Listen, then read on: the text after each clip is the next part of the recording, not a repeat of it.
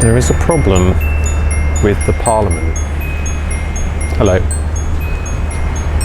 It's an opinion I've had for quite a few years, really, is that democracy, as we know it, is an illusion. And the country and how it's run, I think, is remarkably different from how people perceive that it is run. And I can tell that there's a difference between how it's actually done and how people think it's done, because there's no uproar, massive revolution, people arguing for change, because they don't realise really that there's something innately structurally wrong with the way that it's done. And I personally think that if there's a problem here, then there is definitely a problem around the world, because what's called the Westminster system is a system that's been copied and emulated in many countries around the world. And if you're thinking, how many countries run the Westminster system, Sam? Well, the answer is actually quite obvious, really. It's 33, including this one. Although I've had the opinion that something is structurally wrong with the country for many years, it's only really this year, when I've been learning a lot about Britain's unwritten constitutional arrangement, that I've really been able to kind of pin down and kind of focus on exactly what is wrong. But it is going to be quite a difficult thing to translate. It's quite complicated, but I will try and simplify it as much as I can. And a good place to start is, of course, with Her Majesty, the Queen, and the royal family.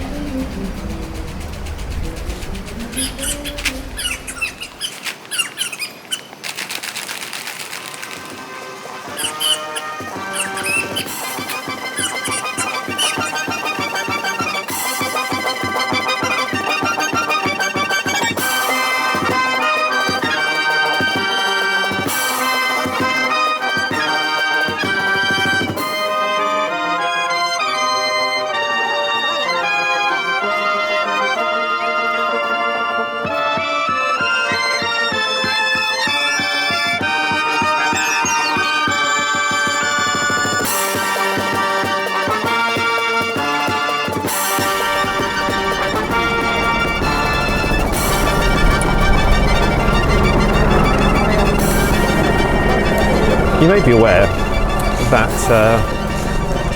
well, through the Panama Papers, it transpired that the Queen holds a lot of money, a lot of assets offshore. Presumably that's to avoid paying her taxes, but it's an interesting question. Does the Queen actually have to pay taxes? And the answer is no, she doesn't. Does she pay taxes, however? Well, yes, she does. That's odd, isn't it? And it's the same with Prince Charles. Does he have to pay taxes on his income? The answer is no, he doesn't have to. Does he pay taxes on his income? The answer is yes, he does. 40%, in fact. Bloody BBC helicopter spoiling my shot. So it's weird. They don't have to pay taxes, but they do. Why is that? Well, it's quite simple, really. It's PR. It's public relations. Because you've got to say that, you know, in the current year, it's an absurdity to have people who are immune from taxation just because of their birthright, and so they pay it voluntarily. Oh, BBC helicopter coming back. They pay it voluntarily simply because it's so absurd, the situation, that if they didn't pay voluntarily, some people would start to sit up and notice that there's this strange absurdity going on, and there might be a movement to change it and actually force them into acting like normal people and paying their taxes. So the public relations exercise essentially to give them give the illusion that they are accountable whilst remaining unaccountable. It's also a bit of an oddity And you may not know this, but the Queen does not have to answer any questions, and she's not answerable to anyone, not to members of the public, not to accredited journalists or anything. No royal correspondent has the ability to actually ask the Queen a direct question. And that also extends to the courts. The Queen essentially is not answerable to any court because, well, essentially just makes her immune from prosecution. And it's a bit of an odd thing. I mean, essentially, it's a throwback. It's the very, very last remnant of what used to be called the divine right of kings, which says that the monarch is not answerable to any earthly authority, only answerable to God, apparently. I mean, it used to be the case that because of the divine right of kings, that the monarch's very words had the force of law over the country. Of course, it doesn't quite operate like that anymore because it's slightly out of date, but then it's good to realise that it was seen as out of date by a lot of people in this country, even back in 1215, which brings us to Magna Carta.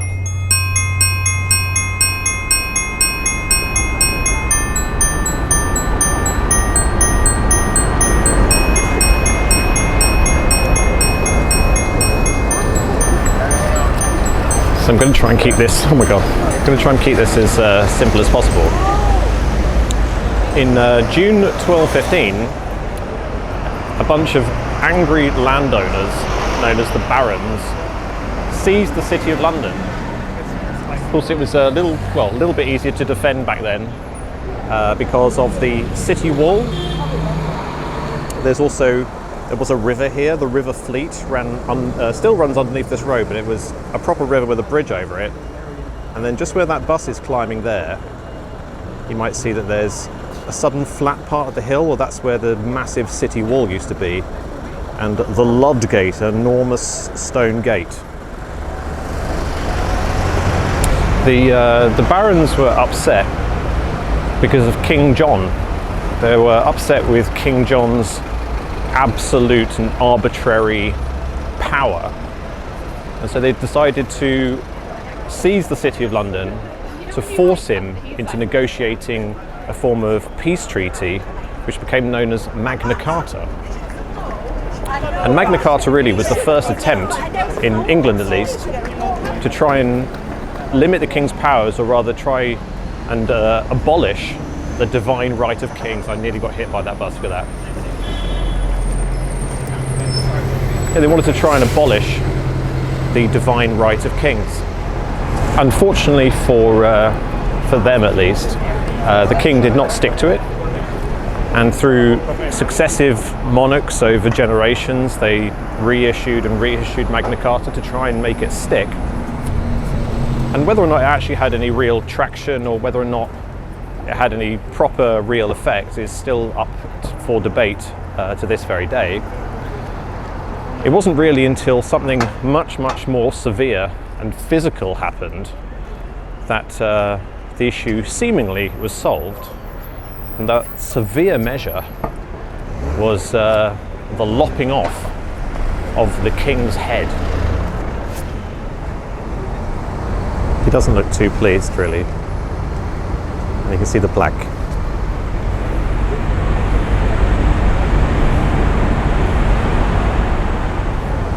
And from here, you can see other things too.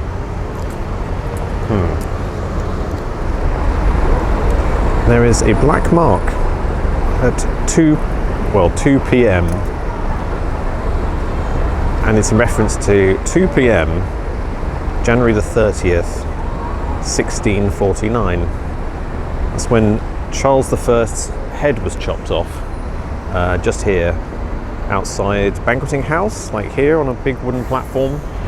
The chopping off of the king's head created like a massive constitutional shift, and you could say it was very symbolic, especially for members of the public, Because in the eyes of the public, the lopping of the king's head was, or they would have imagined that it represented the abolition of the concentration of power. But did it really? Did it really abolish concentrated power?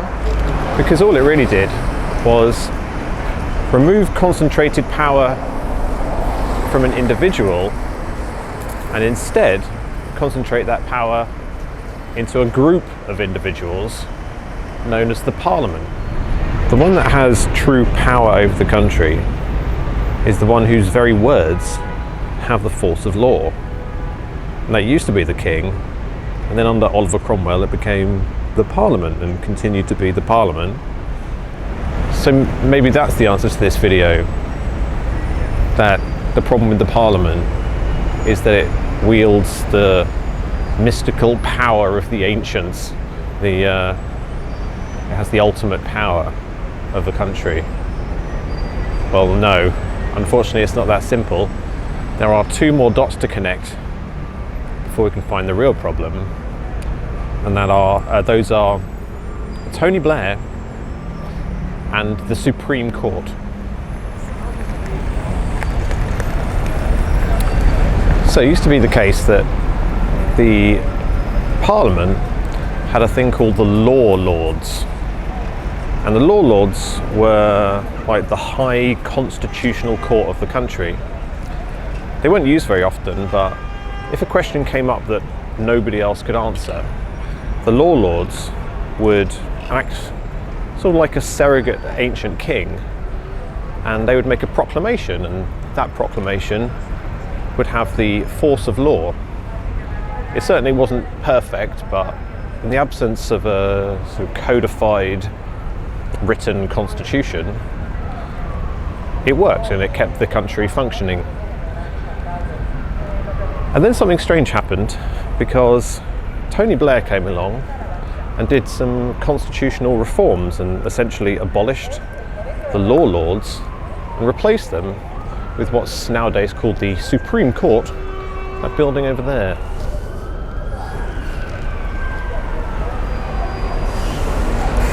But it's not actually a Supreme Court at all. In fact, just before its creation, there was a lot of dissent in the old Law Lords. I mean, not just because they were going to be sort of partly abolished, but because they were upset about the messing with the agreed constitution. I've got a quote here from one of the old Law Lords from 2004, Lord Wolfe, and he said, "The Supreme Court will not be a constitutional court. This means that, though called the Supreme Court, it will not in fact be a Supreme Court. Among Supreme Courts of the world, our Supreme Court will, because of its more limited role, be a poor relation. We will be exchanging a first-class final court of appeal for a second-class Supreme Court." So it's called the Supreme Court, but it's not actually a Supreme Court. And what he really meant was that the proclamations of the Supreme Court would not actually have the force of law, meaning it didn't have any power. It essentially became like an advisory committee. The way I look at it is that Tony Blair, what he was actually trying to do was get the country ready to be assimilated into the European Union for like proper integration into the European Union, in that he had to remove their powers of the force of law, because the power of the force of law would be transferred ultimately to the European Court of Justice, the European Supreme Court. But of course, European integration is now not happening. So what did Tony Blair really do? He broke the he destroyed the Constitution, and he left us in a funny position. Did he actually leave us in a position where nobody is ultimately in charge and therefore we have actual democracy? don't think so, because you see, the Constitution of England and, well, Britain works in such a way that it has got contingencies for if one of its arms fails. Some people call it the golden triangle of the British Constitution. It's essentially set up so that in a kind of crippling war or something like that, if one of the arms is not functional for some reason, one of the others takes over ultimate control. The 3 points on this mystical triangle are the Parliament over there, the judiciary represented by the Supreme Court, and the executive, which is otherwise known as the cabinet. Or the government is another name for it. The cabinet and the government, they're synonymous terms. So when the Parliament is emasculated and the judiciary is emasculated, ultimate power, just like it would be at the time of a nuclear war or something, ultimate power naturally rests with the Cabinet Office. In this case, of course, it's not a crippling nuclear war or anything, but the mixture between Tony Blair's constitutional reforms and then a surprise Brexit leaves us in a funny predicament where the government has ultimate arbitrary power. It's the government's words that essentially have the force of law as we stand at the moment. You can kind of see that when you think about what happened with Article 50, in that the government were just going to trigger Article 50, and then the Parliament started to complain, saying we need to vote on that, and then it was pushed into the Supreme Court, and the Supreme Court made a proclamation, but it was only advisory, and they said, yeah, it should go through Parliament. It should go through Parliament, is what they said. But it's not like the government couldn't have done it without going through Parliament, because they could, and they were going to. They didn't need Parliament's permission, they didn't need the Supreme Court. Well, the Supreme Court had really no effect on what they were doing, other than it would have been a serious PR nightmare if the Supreme Court had advised something and the government didn't appease them. So they put Article 50 through Parliament just essentially as a PR exercise, even though they didn't really have to. Just like the Queen pays her taxes, even though she doesn't really have to. Because it's a PR exercise to convince people that there is actually a thing called accountability, and there really is not. And their PR exercise essentially meant that nobody sat up and really noticed that the government, the cabinet, are wielding the divine power of kings, the ancient, arbitrary, absolute power, and they were hoping that nobody would notice, but I have noticed. I've sat up and noticed, and all I'm really saying is it's a thing, and something has to be done.